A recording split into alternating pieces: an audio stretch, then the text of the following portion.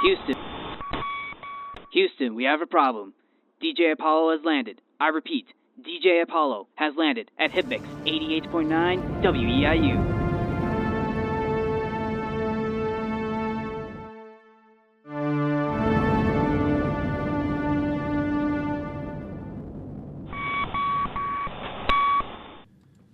Welcome to the Tales of Music and Film podcast. My name is DJ Apollo, and thank you for listening to this recording. I am so excited today.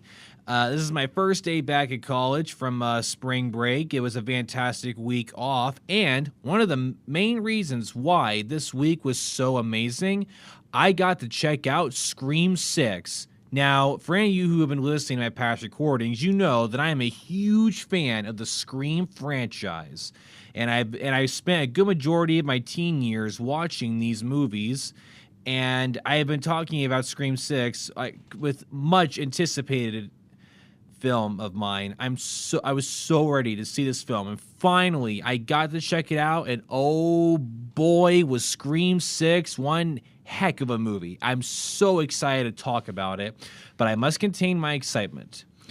I have a long list of things that I am going to discuss today in this recording, and I'm actually going to be covering Screams 5 and 6 because I originally wanted to just cover Scream 6, but 5 plays a very important role in picking the story back up again. I think it'd be a good idea to cover both films. So we got like a kind of a Scream special going on here, so I am very excited to talk about this, so let's get into this.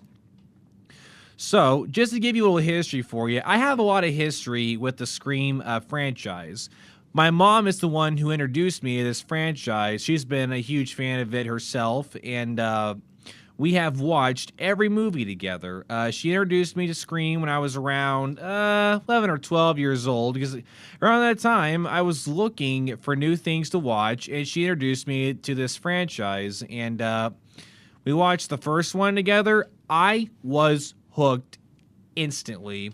The original Scream film, like if I had to make a top 10 favorite films of all time, the original Scream is on the list.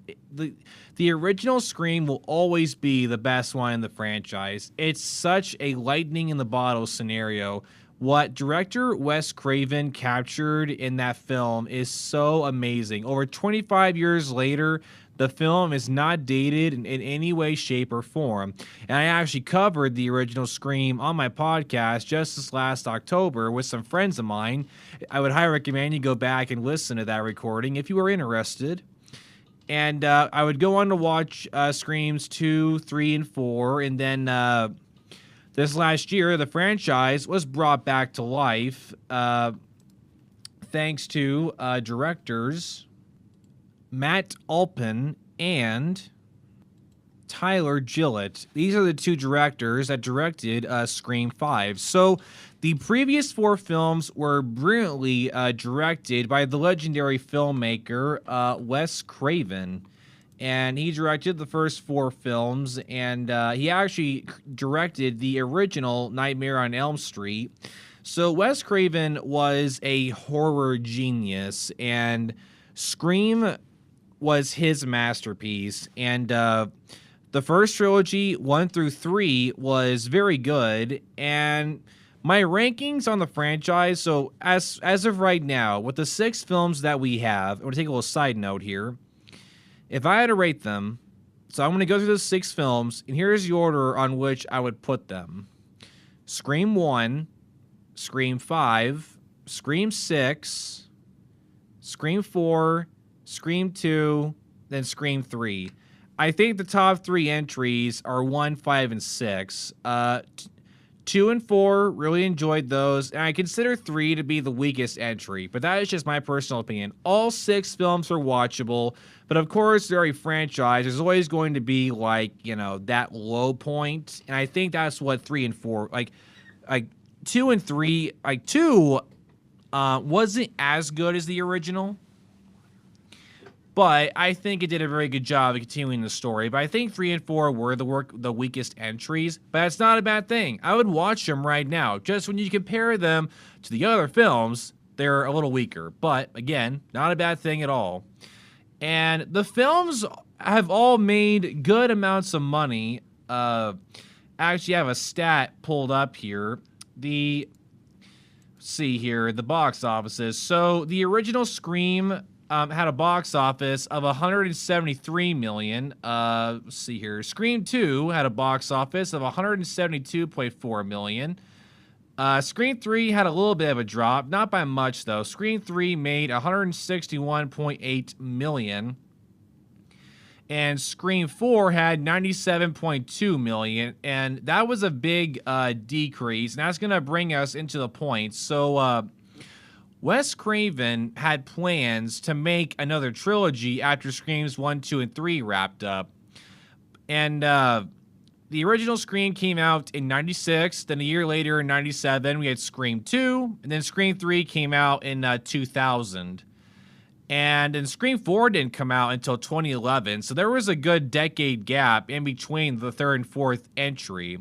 Now, going back to what I was saying, Wes had plans to do another trilogy, but unfortunately, Scream 4 underperformed at the box office because it made 70 million less than its predecessors. So that kind of killed Screams 5 and 6, and then 4 was never picked. So no films were picked up after 4, so the franchise, sadly, was dead in the water from this point going forward. And then, sadly, Wes Craven passed away in 2015, and then it seemed like all hope was lost, that the franchise was never going to be picked up ever again. And then these two directors that I named off earlier took a risk. Do we let the franchise die, or do we pick it up and breathe some new life into it? Introduce new audiences to one of the greatest horror franchises of all time. And they did it.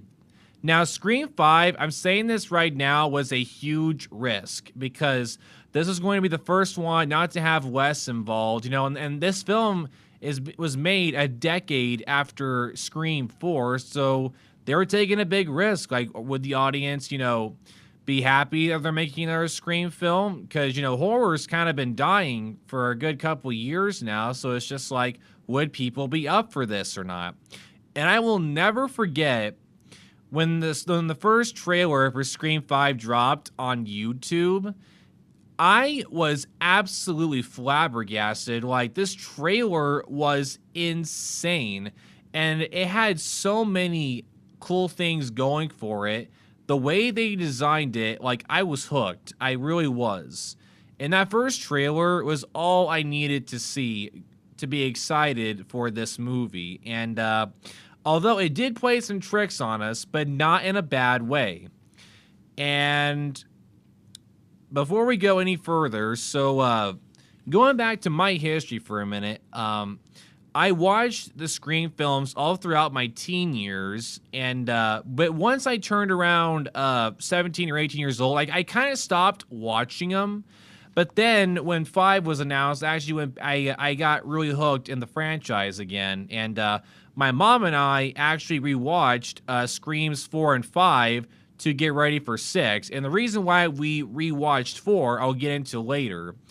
And I forgot to mention that my mom actually went on a date with my dad back in 97 to see Scream 2. So I thought that was pretty cool. So I thought it was pretty cool that my mom and I got to see Screams 5 and 6 together in the theater. Those are very special memories for me. I love talking about these films with her. It's so much fun. I love it. So now let's get back on track. That was like another thing I wanted to feature in this recording. I would have been so mad if I had forgotten to mention that. But going back into it, so Scream 5, let's talk about that for a minute. So Scream 5 was released on January 14, 2022, and another thing, that was actually a pretty risky move, because apparently, I didn't know this, but apparently in Hollywood, apparently films that are released in January are the ones that people don't care about. Because you'll notice that a lot of the bigger films are released around like April or May or during the summer. Apparently in the early months of the year, that's when all the stuff is released that Hollywood deems no one cares about. So that was a very risky move that the film came out in January, because you would think they would release this around, October, but I think it was actually a good thing that they waited, because in 2021, they had, Halloween Kills was in theaters, and I worry if this had been out at the same time as Halloween Kills, I don't think the film would have done very well. So personally, I think it was a good thing that they waited to release this. So January 14th, 2022, the film was on a budget of $24 million and ended up grossing $137.7 million. So Scream 5 did not make as much. Like, Screams 1 and 2, for example, all made over $170 million. So this film didn't reach that, but it did do around $30 million better than Scream 4. So it wasn't like a huge mega hit or anything, but it was a hit. It made well past its money back. And the film was distributed by Paramount Pictures, who have distributed all of the previous films. And now that jumps us into, I'm going to get into why Scream 5 did such an amazing job reviving this film. Now, there are a ton of videos on YouTube right now of people doing all these analysis videos going into why Scream 5 was one of the best entries we've had since 1 and 2. This film had a lot of things. So what this film did was that it respected the previous films, respected the legacy characters, but it did not rely on fan service too much, because you notice with a lot of franchise nowadays, whenever a franchise from 30 or 40 years ago is brought back to life, a lot of them rely on fan service to get audiences involved again. And a prime example of this was Star Wars The Force Awakens back in 2015. And not just that. In 2015, we saw 3 franchises get brought back to life: Star Wars, Terminator, and Jurassic Park. And it was Terminator Genesis, Jurassic World, and Star Wars The Force Awakens. Now, I saw all 3 of these films at theaters except for Terminator Genesis. I wish I saw it in theaters, but I didn't. But anyway, all 3 of these films, I've watched them. They all, whether it was intentional or not, a lot of these films relied heavily on fan service. Like in Force Awakens, for example, we see the Millennium Falcon within 30 minutes into the movie. And then not long after that, Han and Chewie show up. So, and the story in Force Awakens borrows a lot of story points from New Hope. Some would even make the argument that Force Awakens, it could be a copy and paste of New Hope, which I don't agree with, but a lot of people have brought that argument up, and I can see where they're coming from. And then in Terminator Genesis, they do this thing where they recreate scenes from the original film because the timeline's now been messed up. And we see Arnold, back as a Terminator again. He does some of his famous sayings and does the thumbs up. That was famous in Terminator 2. Then Jurassic World, there's some fan service later on in the film where these 2 kids actually find the original park from the first movie, and they actually end up fixing one of the original Jurassic Park Jeeps to escape the killer dinosaurs. So all 3 of these films not necessarily relied on fan service, but there was a lot of that. Scream 5 doesn't do that. And right off the bat, so other things this film did, it changes things up. It introduces new characters, doesn't rely on fan service, and does a lot of new creative things. And the thing that I respected heavily about this film is the risks it took. So we're going to do a deep dive into all of these. So number 1, I mentioned earlier that this film does an amazing job of not relying on fan service. So we have the main trio, if you will, in this franchise. So let's go back for a minute.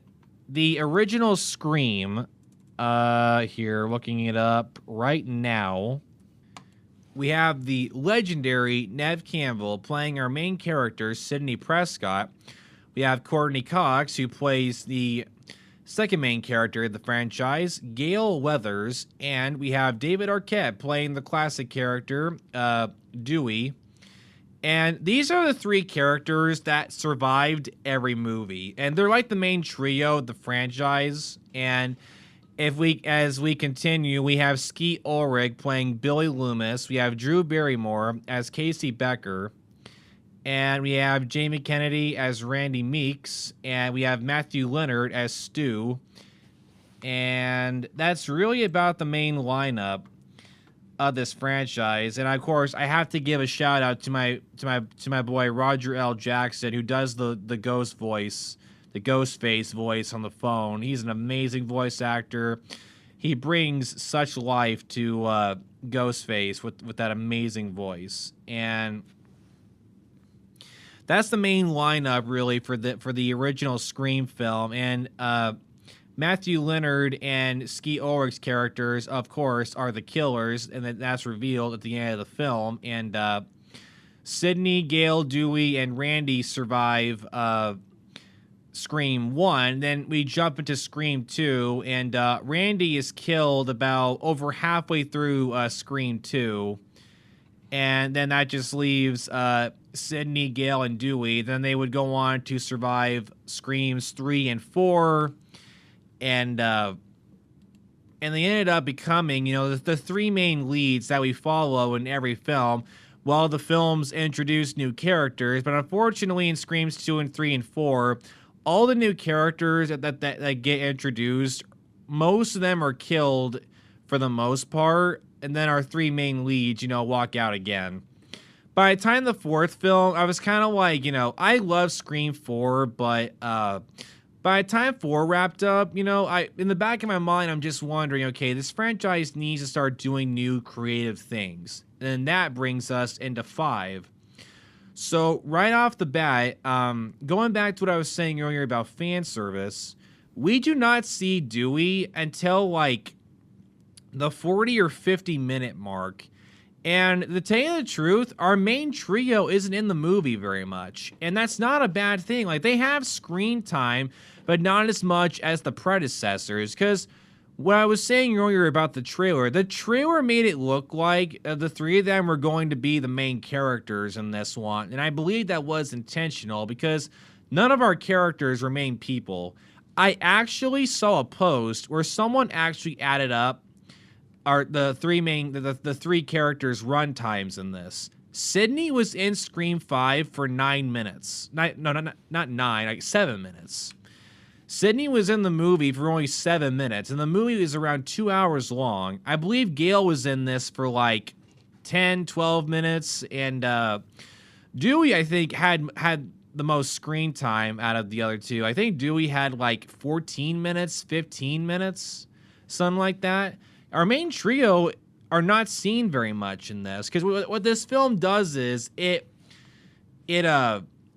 brings our legacy characters back together for one last, final battle, while introducing new young characters to take over the franchise. Because, our main trio are getting out there in age by this point.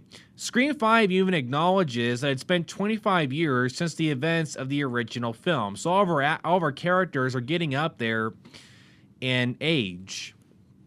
And this film did the right thing of passing the torch to a new group of young people who can carry the franchise over. And then that is going to bring us back into Scream 5. So the Scream 5 cast here, we have, of course, we have characters returning. We have Neve Campbell, Courtney Cox, David Arquette, and in Scream 5, we had the return of Marley Shelton, who was introduced in Scream 4. She plays a fan favorite, Judy Hicks, who was one of the main cops in Scream 4. And I really enjoyed her character, and I was really happy that they brought her back, for this film as well, because she was like one of those new characters in the franchise where it's like, oh, we finally had a new character survive a Scream film finally instead of our main trio. So it was good that they brought her back. And you can tell right away the film is respecting, its predecessors, and it does such an amazing job of honoring all of the legacy characters. And I'm going to get more into that. So now we're going to get into the new characters that this film introduces. So right off the bat, we have actress Jenna Ortega, and like I don't think I need to do any introduction for Jenna Ortega at this point. She has taken over like the internet in Hollywood by storm over the past couple of years. Like she's everywhere now. Like this film was the start of it. Like she did Scream 5, then she would go on to do a film by A24 called X. And then Scream 6 is currently in theaters right now. And just as last year, she starred as Wednesday Addams in the famous Wednesday show, which is 8 episodes long. And that whole first season is now Netflix's highest grossing, like, opening show right now. And she's done other shows and films as well. Like, she's everywhere. Like, she just hosted Saturday Night Live not too long ago. And she's appeared on so many other shows. Like, she is everywhere right now. And she is already a scream queen. Like, she's done, like, 4 or 5 horror movie projects at this point. And she's only 20 years old. And she's literally like this generation's scream queen. And I'm just saying this right now. Her character, I'll get into her character here in a minute, but Jenna just brought so much amazingness to this film. The whole cast did. So, of course, Jenna Ortega. And the character she plays is Tara Carpenter. And that brings us to our second main character, Melissa Barrera, who plays Sam Carpenter, and they are the two main leads in this film. I believe they're the ones who had the most screen time in this, and they are sisters, and we'll get more into that here in a minute. Up next, we have Mickey Madison, who plays Amber Freeman. And this actress, the only other project that I've seen her in before I saw this movie was Once Upon a Time in Hollywood. She actually played one of the crazy hippies that tried to break into the main character's house at the end of the movie, and she ends up being burned alive by a flamethrower. So the ending of that film is pretty crazy, and talking about it doesn't do it justice. So, I mean, it's directed by Quentin Tarantino, so, I mean, no surprise there, but you'd have to watch that film for yourself.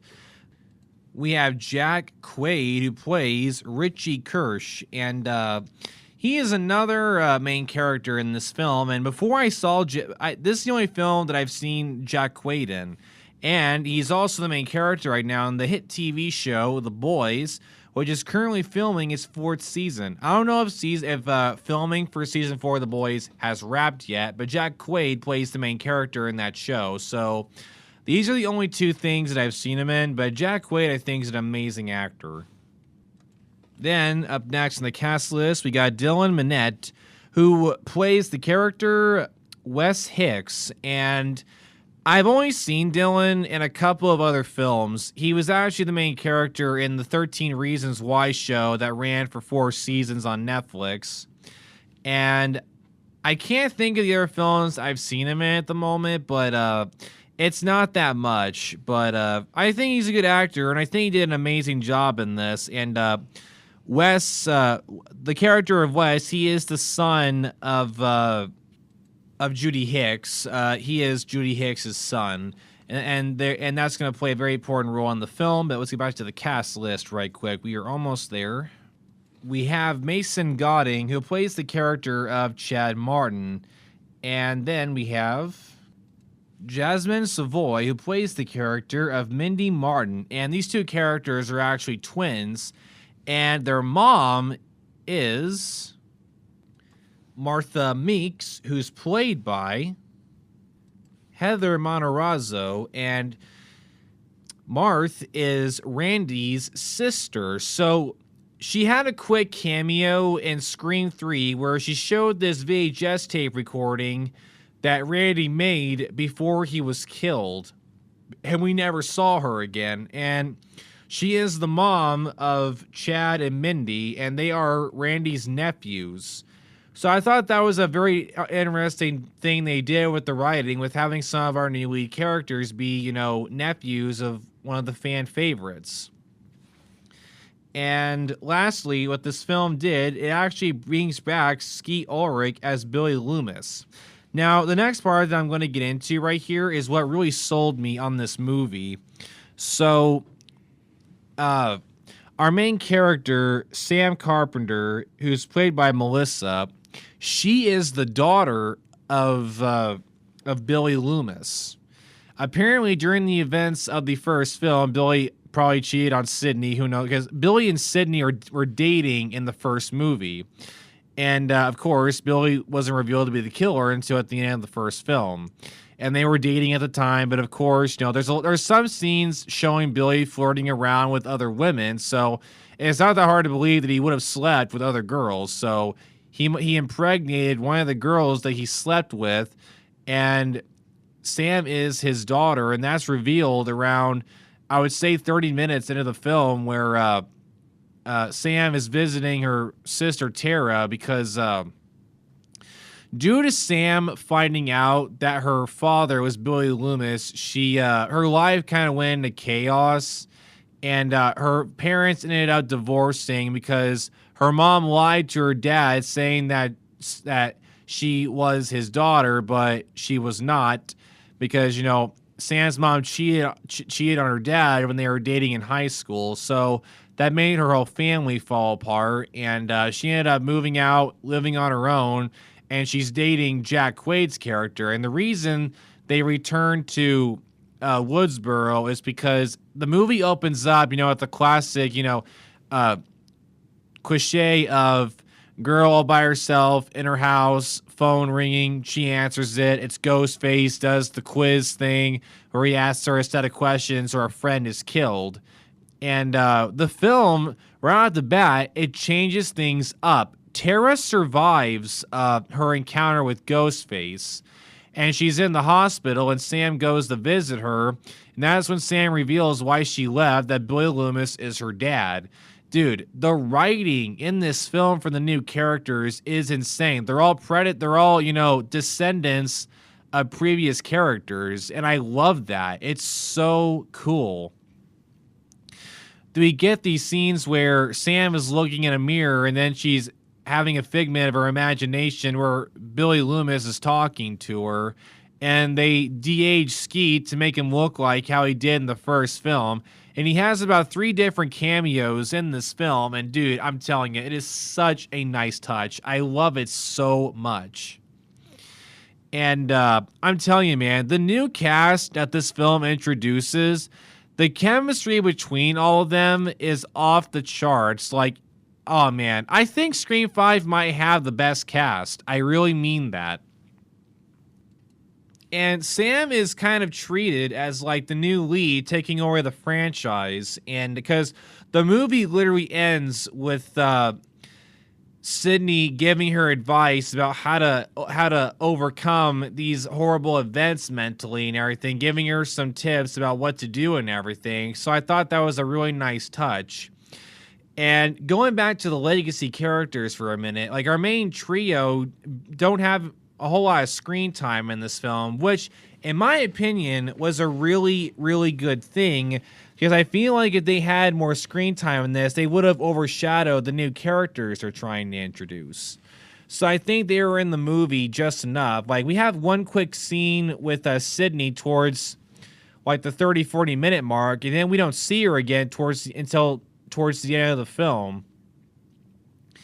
And this film does a really good job, like I said earlier, of honoring the legacy characters. They did a lot of things with our main trio. So, for example, this is another thing I love that they did. So, for anyone who hasn't seen Scream 3, in that film, there is a main character in there named Mark Kincaid, who's played by Patrick Dempsey, who is famous for being in Grey's Anatomy. But the film hints that he really likes Sydney. Like, they have a few scenes where he flirts with her, and she kind of has hints that she likes it, but it doesn't really go anywhere.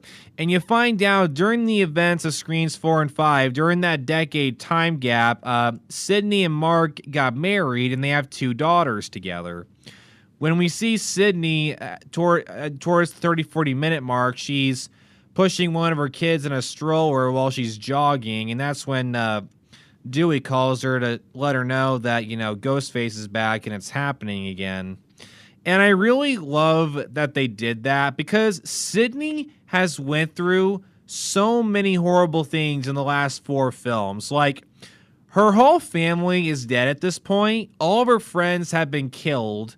Like, she has went through so many horrible situations.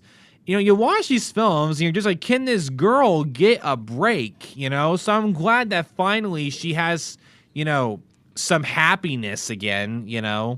She has her own family. She's really happy now. And I was so happy that they did that. And now here's the next part that the film does. And a lot of the fan base, I've noticed, had a problem with this. So Gale and Dewey have a love story that goes on throughout, the other 4 films. Like, they flirted around with one another in the first Scream film, and then they kind of, stopped dating in between 1 and 2, but then they hooked up again in 2, and then they broke up again between 2 and 3. Then at the end of Scream 3, Dewey proposes to her, and then Scream 4, they're married, and Dewey is now the chief of police for the town of Woodsboro, so things are going very well for him. Then when Scream 5, when you watch this film, you find out that Dewey's life has went straight down the gutter, like just right down the drain.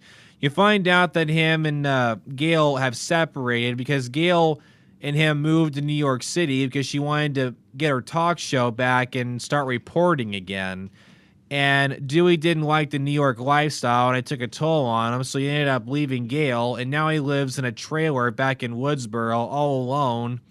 And you find out that he was forced to step down as chief of police, and he was forced to retire, so he literally lost everything. And I noticed a lot of the fan base had a lot of problems with this. And look, I understand where you're coming from, but I think it was a good idea that they did this because because the reason why he's in the film is because Sam and her boyfriend, Richie, go to him for advice because, he's dealt with Ghostface 4 times and survived. They're looking for advice on how to survive, this situation. So Dewey decides to tell them the rules and how to survive, a Ghostface, situation. And they ask him to help, and he says no. He's been stabbed like 13 times. He has permanent nerve damage, and he's done with all that. But once he calls Sydney and leaves Gale a message to let them know that Ghostface is back, he decides to, load up his gun, and he goes back out to help him out. And I really love that. It just shows you that Dewey is such a good character. The guy has lost everything, yet he packs up, arms up for one last encounter with Ghostface, and helps out the new lead characters. I enjoyed that a lot. And and Gale shows up right after some characters are killed off. So about halfway through the movie, unfortunately, this was something I had a problem with Scream 5. Judy Hicks had a good amount of screen time in this. It wasn't much, though, unfortunately. Her and her son are both killed off about halfway through the film. And I was kind of sad about that, to tell you the truth, because there's actually a deleted scene where Hicks and Dewey talk in her office, and I'm like, why didn't you keep that in there? That would have been a nice scene. But I feel like Judy could have been done a little better, but it was good to see her back, but I wish we could have gotten to see her more. But her and her son are killed off halfway through the film by Ghostface, and that's when Gale shows up to report it. And then her and Dewey have a long talk, talking about like what happened and why they separated and everything. And Dewey blames himself, and Gale still likes him, but she, unfortunately, with her character, she kind of cares more about her work than anything else, and that's going to be a common theme in all the films. And we're now going to get into the next big thing this film did on the list of risk-taking. So Dewey is killed off in this one. this Scream 5 had the guts to kill off one of the main trio. And going into this, I had a feeling in the back of my mind that one of them wasn't going to make it. I knew they weren't going to kill off Sydney because she's literally the face of the franchise. She's Jamie Lee Curtis from Halloween. You know, like, you can't kill off the main girl, even though Halloween did do that in the Halloween that shall not be named. But anyway, I knew Sydney was safe, so I knew going into this, it either had to be Gale or Dewey. And part of me was kind of thinking that Dewey would be the good one, would be the perfect one to be killed off, because he's always been that good big brother character to everybody. And dude, the fact this film had the guts to do that, dude, it was a big move. Because, you know, it's the 5th installment. Like, these characters have went to hell and back, like, how many times? You know, it's just like, you're at the point now where you gotta take risks, you gotta do something very crazy, and then I think killing off Dewey was the right thing to do. Like, he went out swinging, you know, and that's what I wanted for his character.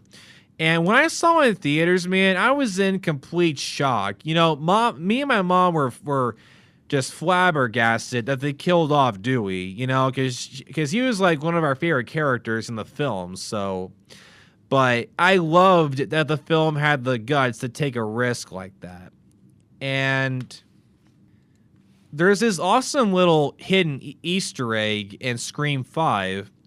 There's a scene where when Sam is visiting Tara at the hospital, Jack Quaid's character is watching a YouTube channel, which is a real YouTube channel, by the way, of these two people reviewing the new Stab movie. So in the Scream universe, there's a film series called Stab, and each installment was based off the events of what Sydney went through in the previous films. Because Gale wrote books about all the encounters her and Sydney and Dewey had with Ghostface. In each encounter, she wrote into a book, and all the books that she wrote were adapted in the films. And in this universe, Stab 8 was released not long before the events of Scream 5. And this YouTube channel that Jack Quaid's character is watching is them reviewing Stab 8 because a lot of the fan base didn't like that one because it had nothing to do with the previous films. And they had a little jab in this one. They said that this installment was directed by Rian Johnson, who directed The Last Jedi.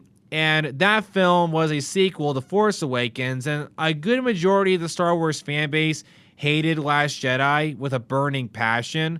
So this movie is kind of like making fun of the fan bases that like these franchises, saying that they know how the franchise works, they know what they know what makes it work and what doesn't, you know, just because they're fans of it. So I thought that was a nice little funny joke, but what I'm getting at here is, if you pay attention to the computer screen, if you look at the right-hand side of the laptop, you can see thumbnails for other videos. And on the very top of the YouTube video list, you can see a thumbnail with Kirby in it. So Kirby Reed is a character played by Hayden Panettiere. Kirby was one of the main characters in Scream 4. She was one of the new teenagers. And supposedly she was killed in Scream 4. We see her get stabbed, but we don't physically see her die. So after Scream 4, there are all these theories for years now that she wasn't dead. And in the video, it shows that she was being interviewed about her experiences surviving, you know, that Ghostface encounter. So through an Easter egg, Scream 5 confirms that Kirby is alive and doing very well, and that's going to play a big role in Scream 6, which I will get into momentarily. So I thought that was a nice little Easter egg they did there.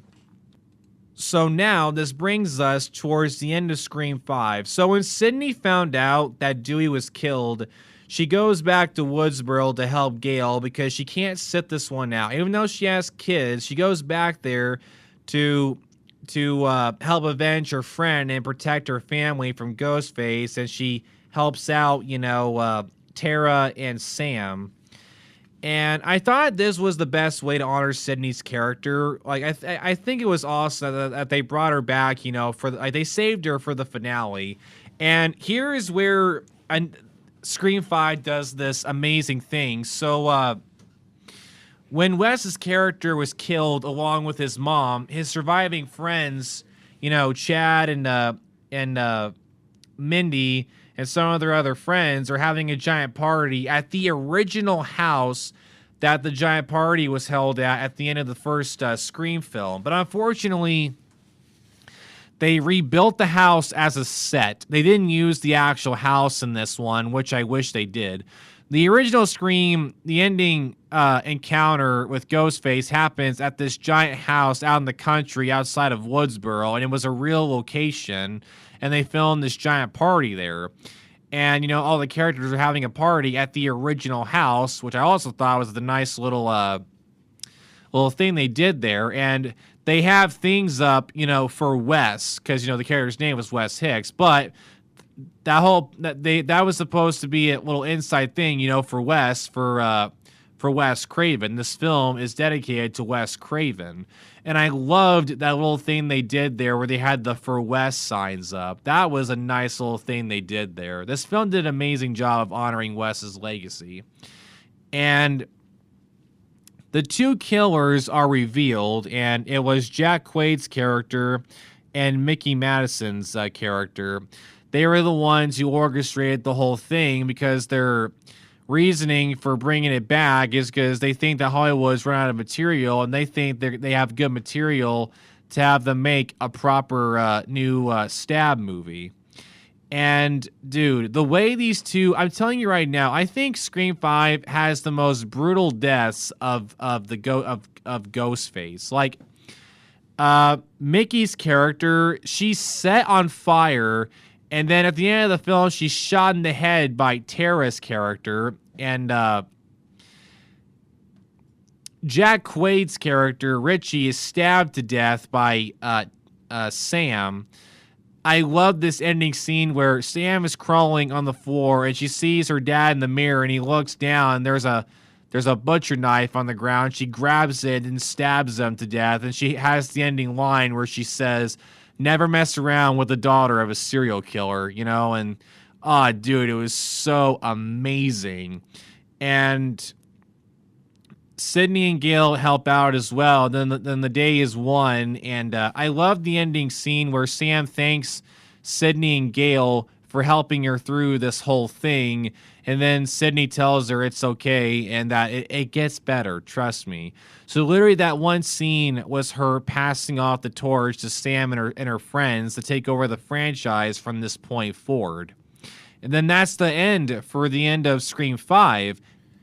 I hope that you enjoyed this recording, and I will be doing a part 2, which I will be covering Scream 6. So I hope you enjoyed this recording, and until next time, I am DJ Apollo, and you are listening to the Tales of Music and Film.